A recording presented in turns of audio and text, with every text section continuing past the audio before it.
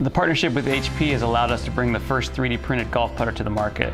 And that actually lines up perfectly with our vision to bring innovative products to the marketplace to help golfers enjoy the game. 3D metal jet printing has allowed us to think so differently about how we make a golf club. It allows us to put material where we need it to be to make the structure more resilient or give a player the right mass properties, but it's a whole new way to think about how we design, engineer, and fabricate the golf club. Metal jet printing affords several design benefits that we can provide to the golfer.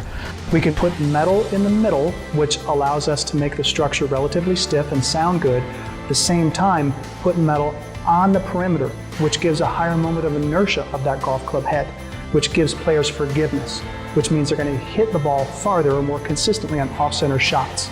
Metal jet has allowed us to create designs quicker, innovate faster, go through that design cycle multiple times, as well as adapt the design through the process for manufacturability to keep up with the speed of the market, so we have the right product in the market at the right time.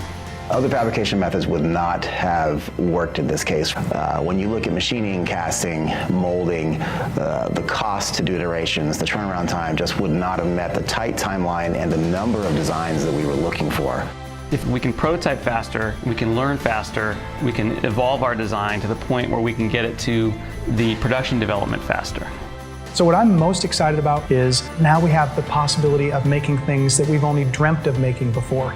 That we knew what the construction would look like, we had no idea how we could fabricate it.